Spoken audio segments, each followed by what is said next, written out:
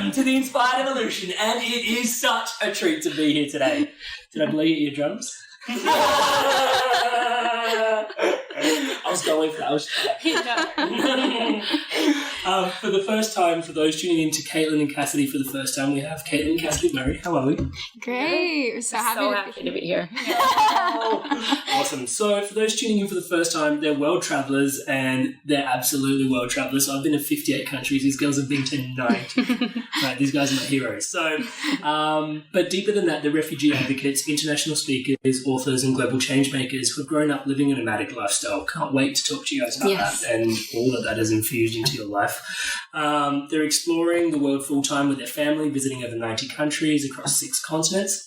In 2015, they even co-founded a non-profit to help Syrian refugees, and they've been working in refugee camps in Greece and Turkey since then.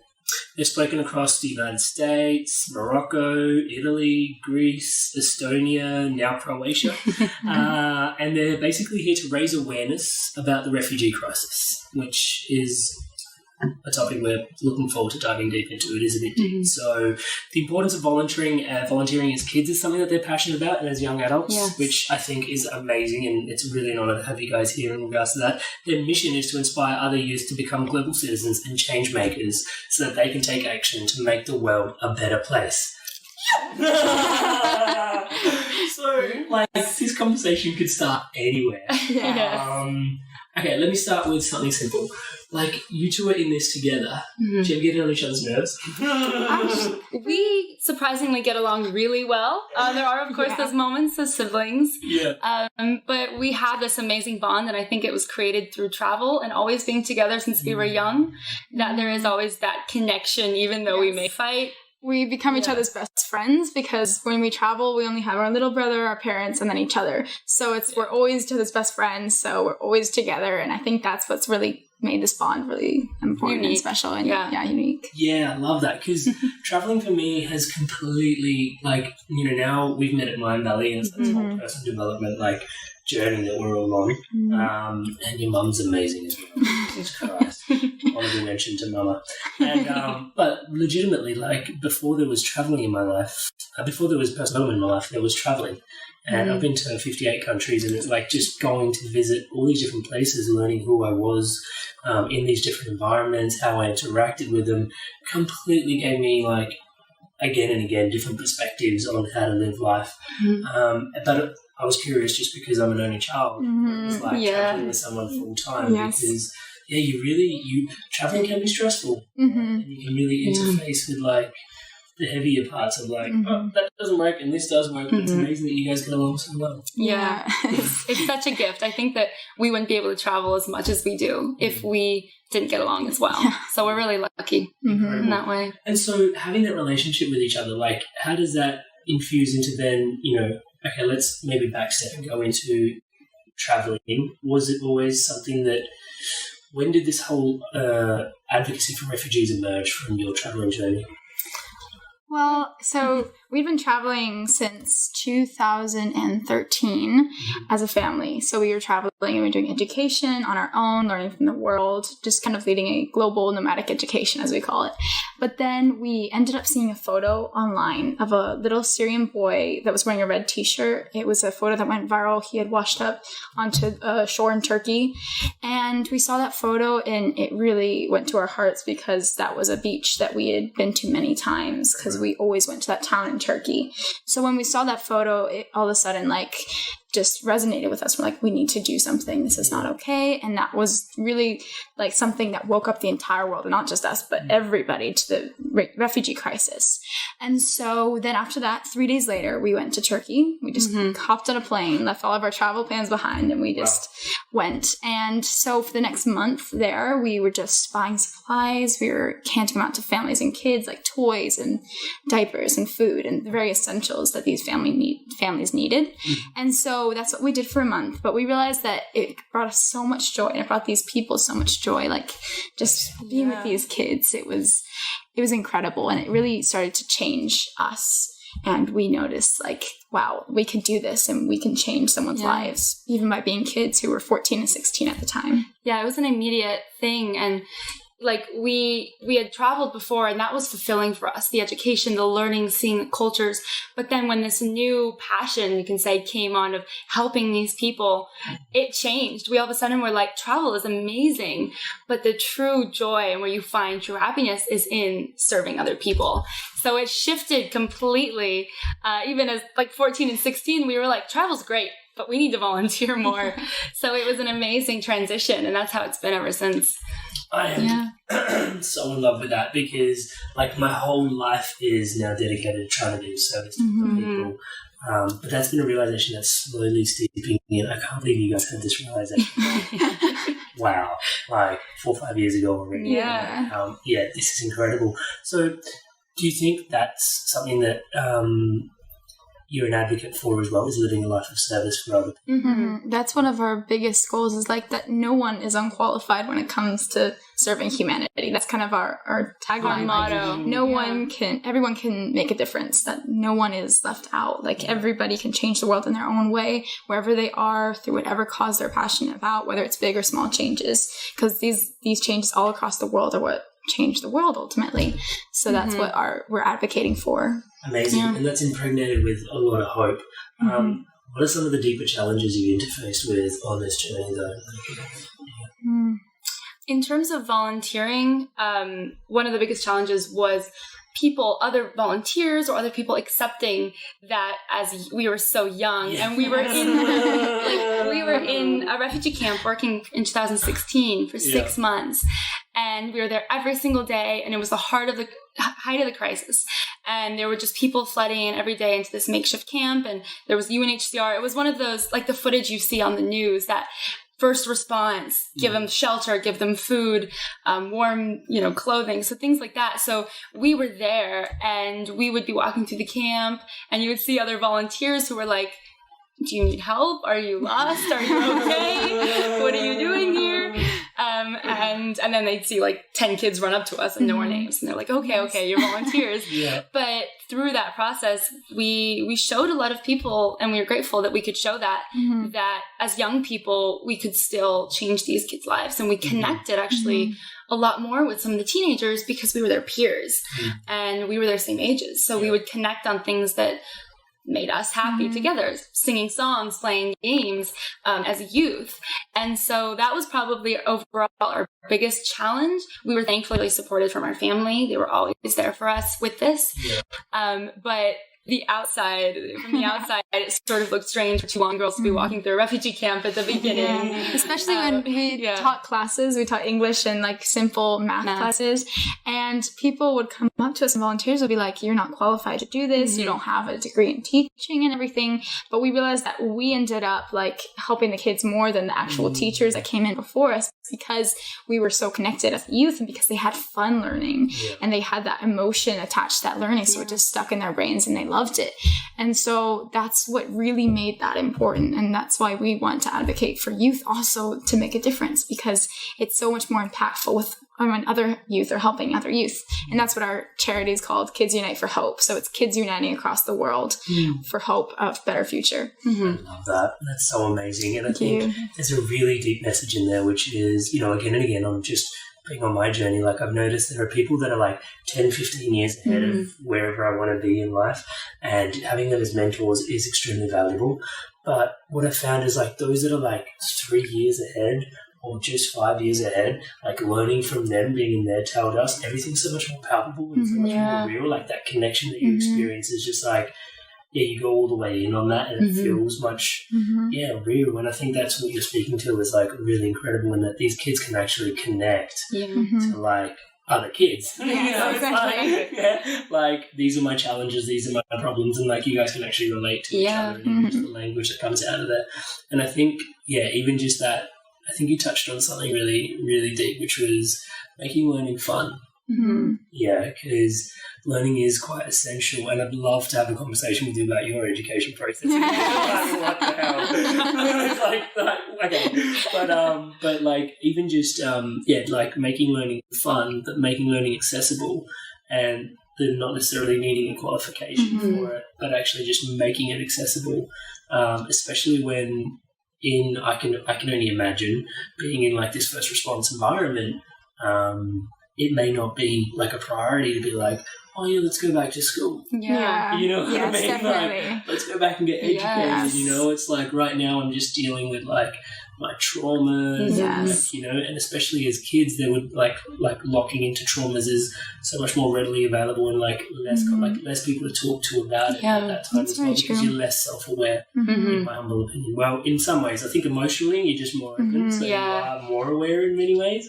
But like having the language around, like, you know, that was something that got stuck, or that was something that doesn't serve me. I wonder if that's in there. And I think I'm enthusiastic about what you guys are doing with the education stuff, because education is kind of like food. It just brings people together. Yeah, exactly. So true. Yeah, I love that. You know, so people just end up collaborating and coming together in a space, and the healing that must be for people in their first response. Yes, Yeah, definitely. tell us more about like education and like in these environments. Yeah, and we taught them like English and math and these basic subjects. But what we really ended up learning more from each other was we told them about the world we'd seen. So we taught them about other cultures, because they'd never really seen the world other than their journey from Syria to Greece. Yeah. But we taught them about the world we'd seen, about different cultures, about the different cities in Europe or countries where they might end up. And we taught them about like even like American culture, like pop culture, and like these fun things that other youth understand. But most importantly, they told us their story. Right. And so we got to almost help them process it, and they got to tell us and share their emotions with us. And although it was hard sometimes, I think it was also helpful, because from there then they could say that was my past, but now I'm going to build this amazing future, and I'm going to live out my dreams and my passions and my goals. And so we started enabling that a bit, and that was amazing, because we found out one of the kids liked to dance. And so we set up like this group to all go around him, and he was going to do his like robot dance for everybody. And he was so excited, but he was so empowered. And I think that's a big part of education, is the empowerment. Yeah. And that's something that we really worked hard to give them. Yeah. We, like many other teachers, and would come in and they would want to teach. We had so many volunteers coming in and out at that time, and they would want to teach. They would want to talk about their past. And there were people like psychologists as well who are just as needed in those environments. But the kids would sit there for hours with these people and talk about what happened in Syria, what family member isn't with them any longer, all of the trauma. And we saw how that in some way was helpful, but they went back to that idea, those thoughts, and they sat in them. Yes. Yes. And what was beautiful is when us as teenagers, we'd ask them questions like, what do you want to do when you're older? Or what do you love? What do you want to do? What are you passionate about? And we'd open up these conversations. We didn't even know we were doing it. It was just a natural thing to do. Yeah.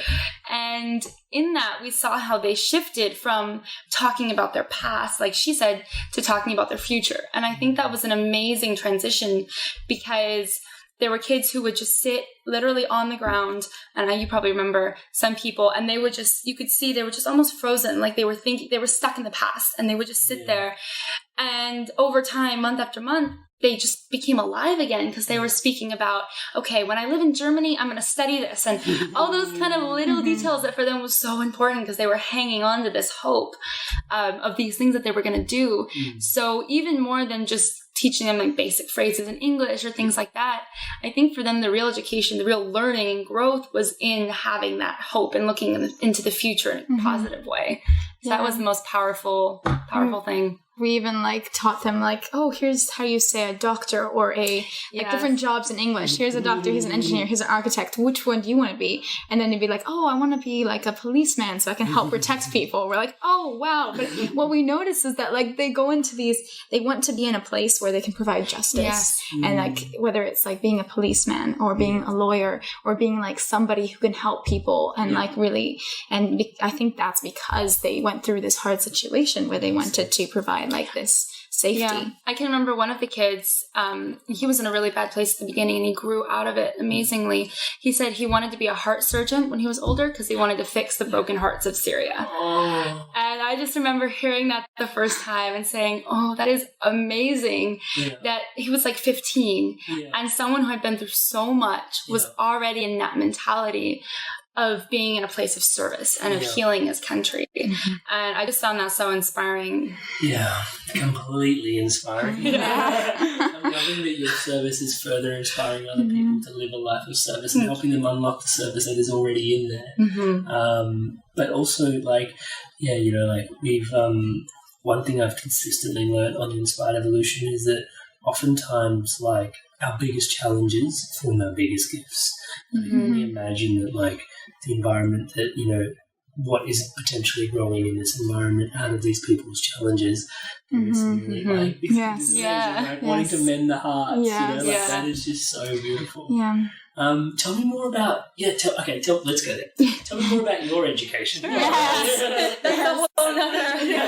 Let's open the can of worms. Yeah. So, like, you are very young and most people are going to school. Yeah. What is it, like 8 to 4, 8 to 3 or something like this every day of the week. Yeah. And they have Saturday, Sundays to themselves. Yeah. Meanwhile, you're jet setting all over the world. Whose idea was this? Where did it begin? Let's go. Yeah. Yeah. So it all started with our parents loving to travel. Yeah. And so even before we were born, they were travelers. They just wanted to see the world. Yeah. And then when we came along, at first they were like, okay, we have children. We have to stop traveling. And that quickly proved that wasn't true. And so we kept traveling even when we were little, but we were fixed. Mainly, we grew up in several different countries, so a year here, a year there. But most of our lives was in Venice, Italy. So we went to Italian school there. We were part of that culture. And then in 2013, our mom saw some travel bloggers who were traveling as families. And she was really inspired by that. And she had always wanted to travel. Again, we loved traveling, all of us. And it sort of clicked, like, why can't we do that too? We love traveling. Our dad's work was remote at the time as well. Yeah. So we were like, we can do it. Let's do this. So it was a pretty fast process. We put everything in storage, all of our belongings in storage. And we didn't know how long it was going to be, where we were going to go. It was just open. And we just left and decided to see what it was going to be like. And so at first we were a bit nervous because... Oh my gosh. We were 12 and 14. Prior to this, you had like a normal education. Yeah. Yes, normal... So, in Venice. In Venice, yeah. And you also had like years where you were like potentially in a different environment. Yes, we switched quite often. So we lived in like 7 countries just growing up. So it was like moving to the city, moving to that country. It was quite moving around, but we were in Venice for quite a while. But we went to the education there, but then eventually we were just like, why are we sitting in a classroom when we could be learning from the world instead? Yeah. And so that's when we just said, let's just go. But the friends issue was a little hard at the beginning. I have to admit, I had a hard time not having friends around every moment. Yeah, but which is, a bit... Yeah, especially for teens. Well. Yeah. And I think just looking in, like, this conversation from bird's eye view, the fact that you have each other is pretty epic. Yeah, we're very lucky. Yeah, exactly, yes. Yes. Yeah. So at first the friends issue was like, oh, I'm going to miss my friends. But then like over the next year, I was like, oh, it's okay. We're making friends around the world. And then it kept on evolving to the point where we started traveling just to take something from a place like, oh, that's really beautiful site. Let's do this. Let's do that, just to kind of see it. But then especially after volunteering, especially in the Middle East, we realized, oh, wait, we can actually like leave something of ourselves here, like leaving a little piece of like a legacy in every place you visit. So like being nice to somebody, showing like kindness, telling them like, oh wow, you have beautiful eyes, like this country's so beautiful, this is amazing, like I love your shop, or just leaving these little like sparks in people around the world. And that's what our mom always says, that she's like, I didn't raise them all on my own, the world helped me raise them. And so takes a village. Yes, exactly. That's what you guys are handful. Exactly. It must be a lot of That's amazing. I love what you just shared as well in terms of like leaving a little bit of positivity, a little bit of yes. That's so gorgeous. Thank you. So like for our education wise, a lot of people were like, so you're traveling, you're not in a classroom. There's no teacher. What are you going to do? And how are you going to learn? And so at the beginning, what we did was we enrolled in an online system, an American system. So we thought we'd balance the travel, learning from the places that we're in and from the cultures while doing a normal American curriculum. And at the beginning that worked, but we quickly realized that we wanted to experience the places we were in and learn about them, and how we saw how passionate we were about learning on our own, and that we wanted to learn. We were curious. We like explorers at heart, as we say. And so we would be in somewhere like Egypt, and we want to learn about Egyptology. We want to be in the tombs and be fully immersed and stand at the pyramids and learn about the pyramids. And it was a hard thing sometimes because we'd be sitting in Giza with the view of the pyramids from our hotel room, but we were studying something like biology because we knew we had to get that assignment in, which is fantastic. But we were like, we want to learn about what's right in front of us. So it shifted. And then after 2 years, we stopped and we decided to build our own curriculum. So we have a way now of creating a structure where we take a country and we say, what can we learn based on history, science, literature, religion, art history. We take all those different subjects and look at the country and say, okay, Egypt, let's learn hieroglyphics.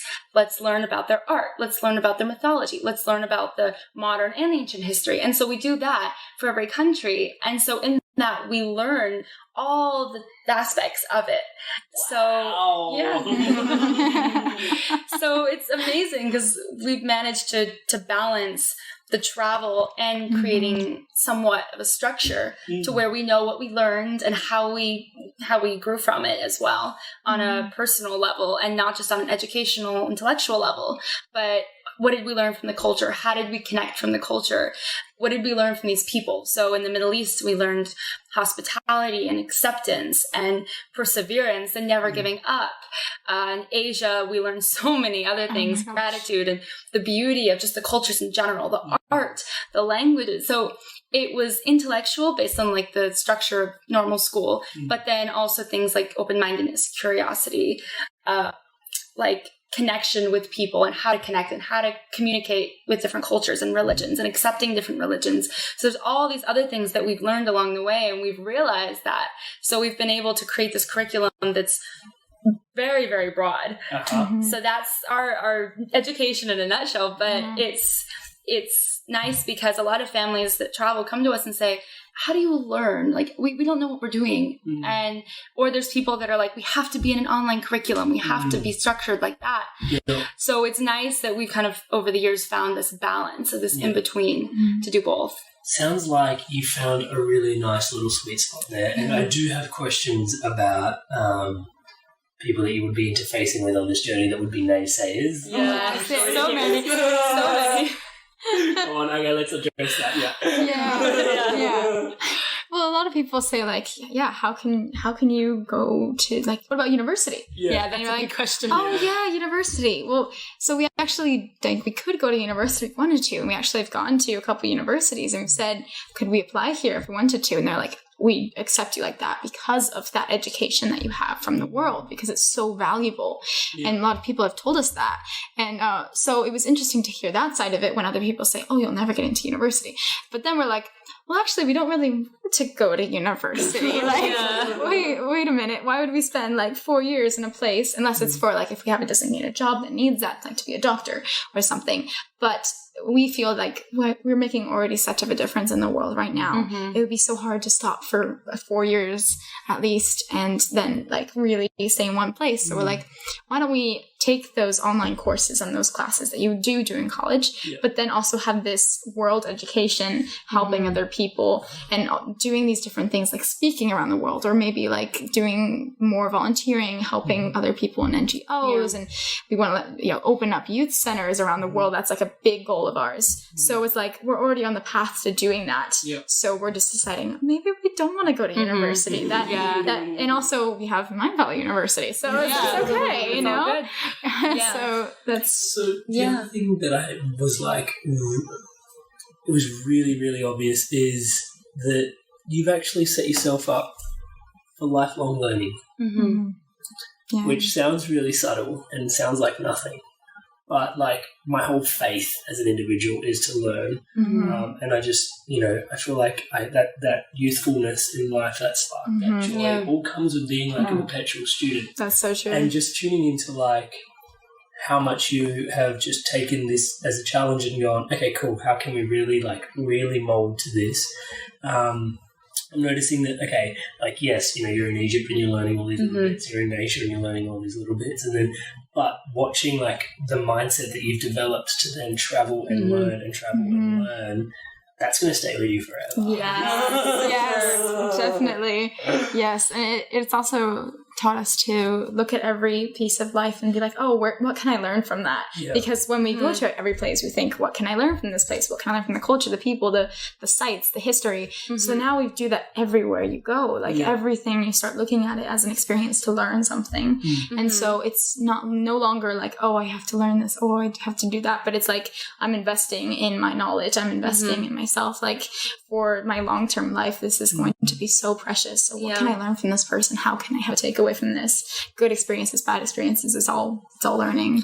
Yeah, exactly. Through, I think, just like you said, through this travel and always being like, how can I learn from this? Like you said, being curious, analyzing, questioning things we hear.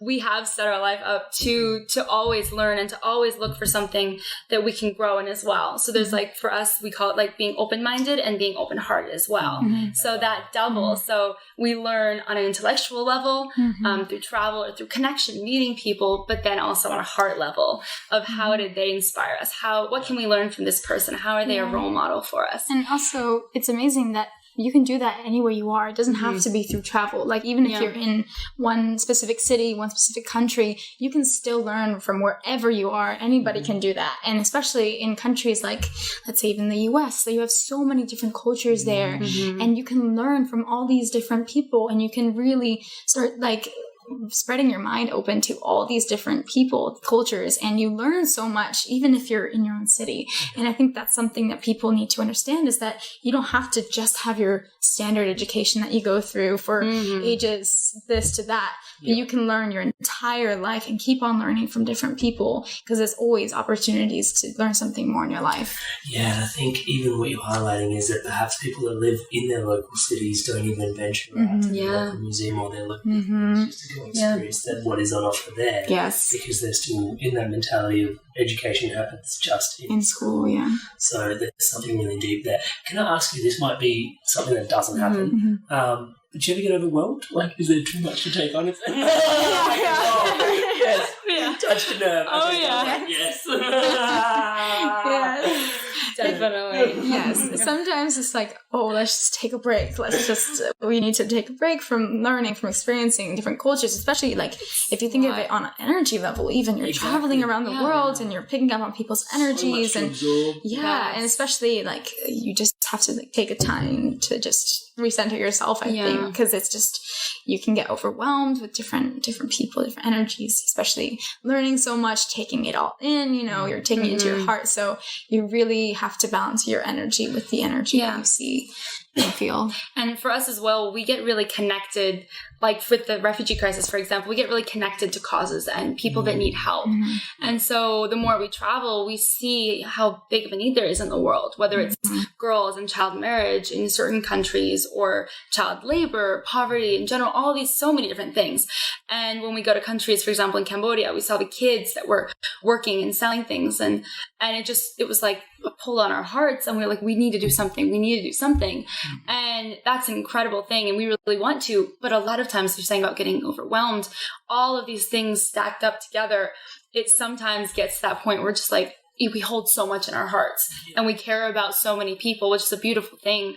But it can be a lot to feel like you have that world on your shoulders sometimes, of feeling like we have that responsibility of, because we saw it firsthand, because we met these people going through this, we have a responsibility now to share their story with the world. And we love that. And we're so passionate about that. But it can get to a point where we question, are we sharing their story in the right way? Are we doing enough for them? And so that is a hard balance for us sometimes. And we always find our way again. We get grounded and rooted in what we're passionate about again. But there are those moments where it's just like, we can't take it. We know that we can't fix the war in Syria, but we feel like we have all of it in our hearts and we care so much for it that sometimes we feel like we need to keep doing more and more and more.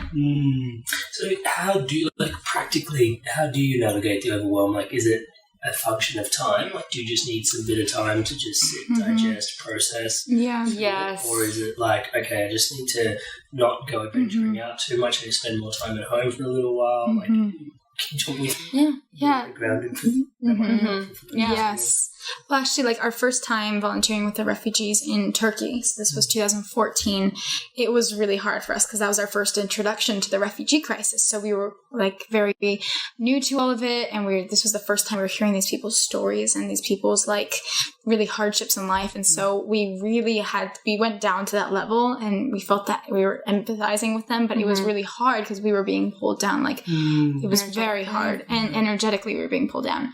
But then I think it switched to a place of sadness and kind of trying to deal with that sadness, to a place of using that to fuel our passion that the world needs to hear about this and the world needs to correct this because this is not okay. And so that's what really, I think it went from a place of we need to help these people because this is wrong to let's go and let's spread the word of this.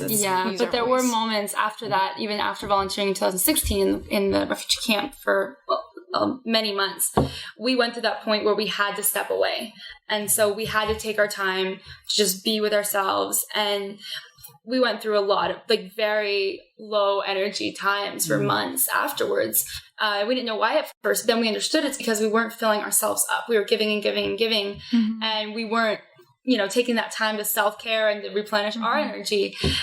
So now we do that. We help the kids. We're there constantly, even to this day, helping. And then sometimes we have to go home. We have an apartment in Athens now, which is nice. It's like a little home base. And I meditate all the time, just clear that energy. And because I'm thinking of all these kids and in my head, they're just always there and I'm worried.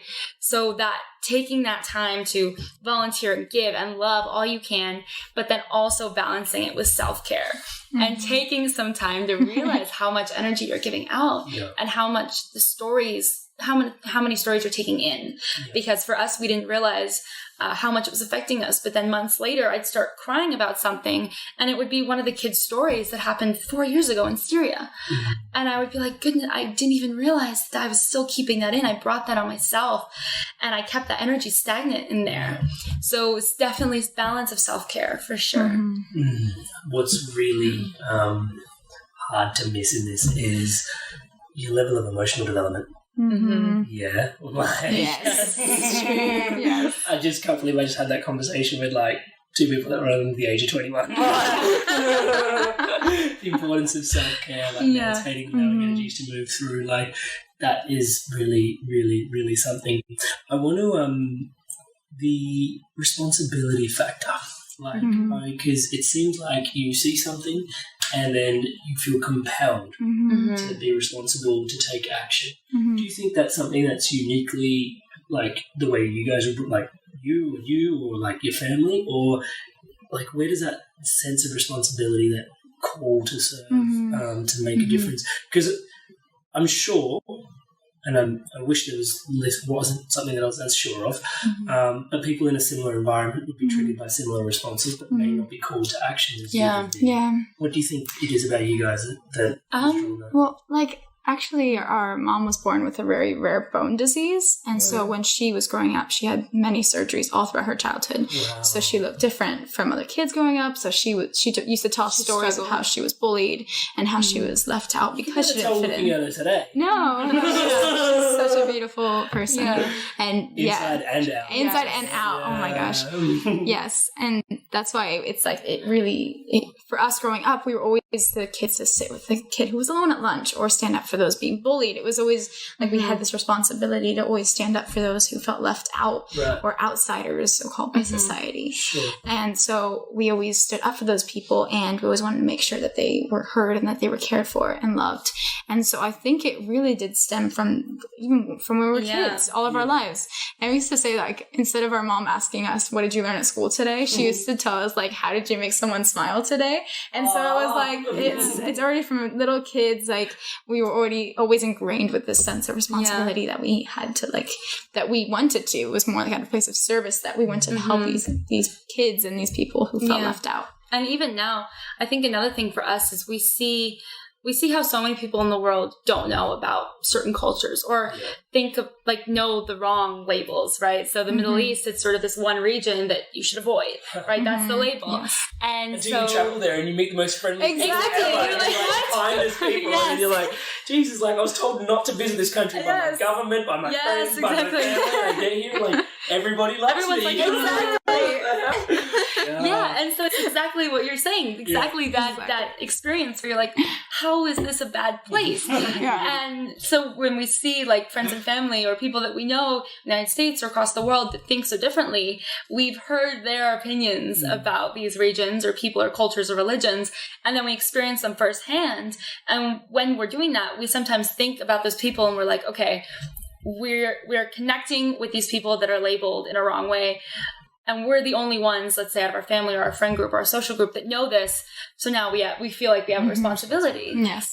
So right now, a lot of that is in that and sharing the true stories. And we're so grateful that so many times we'll hear people that after us telling a story, especially about the Middle East, they'll be like, thank you so much. I had no idea. And that changed me. And I want to go now. I've always wanted to visit Egypt and I never wanted to now, but now I do. And I'm like, and we hear that and we know for sure that that's what we're called to do, is share those stories. And so that's what fuels us as well, is that feeling of responsibility, is when we see people like that say they were changed.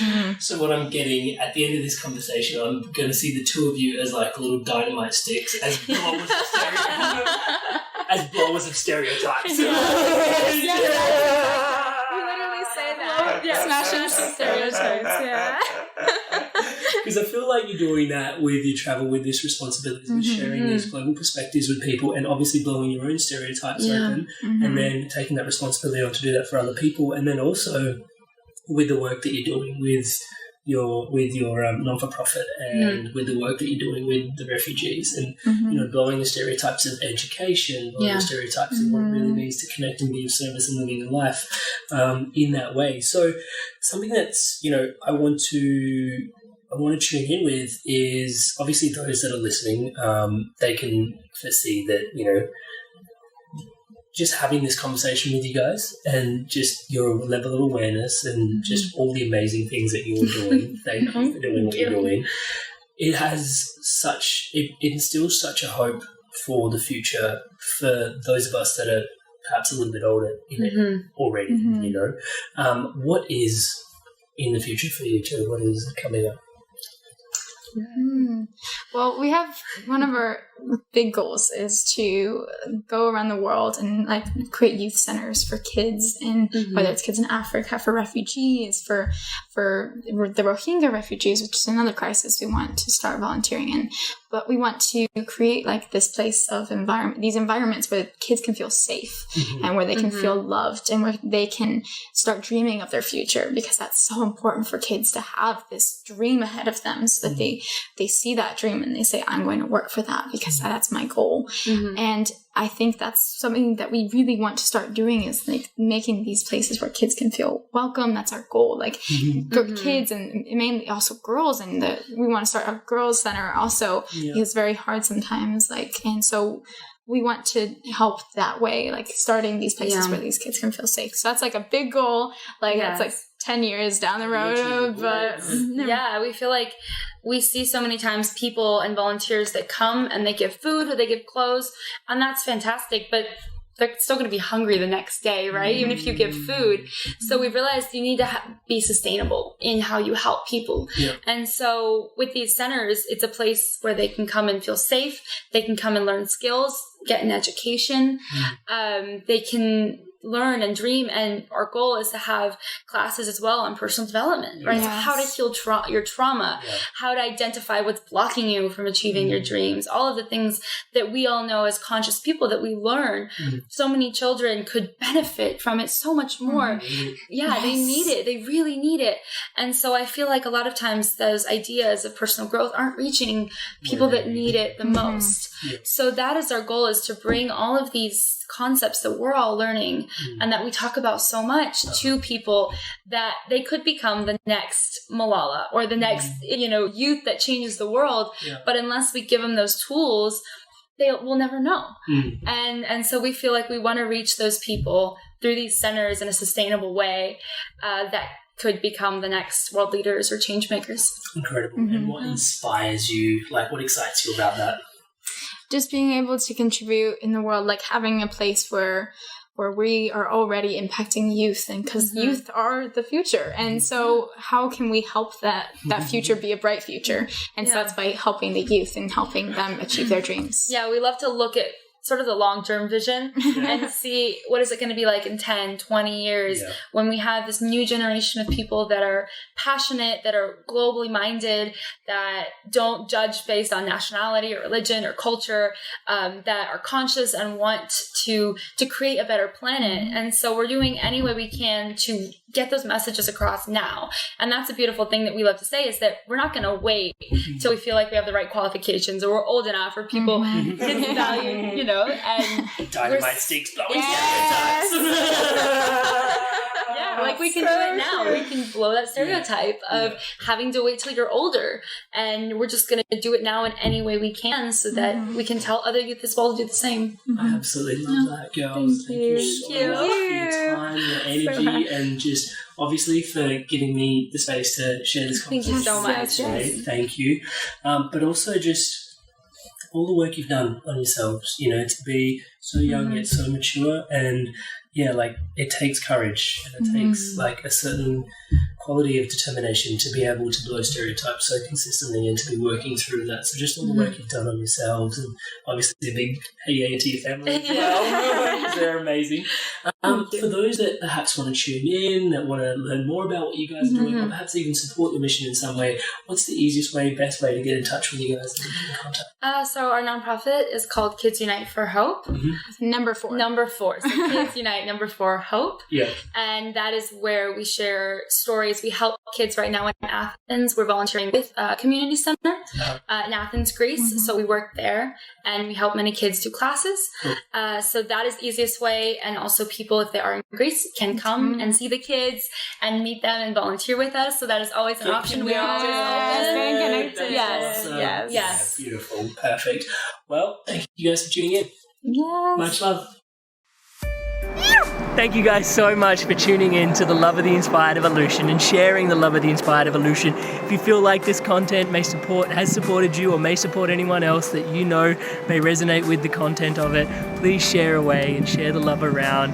Thank you guys so much. And to stay up to date on whatever's coming out with the Inspired Evolution, please subscribe. There's all these links in the bio for you to tune into the episodes and all these different platforms, just so the message can get to you and your loved ones. Thank you so much for all your love and support. Stay inspired to evolve.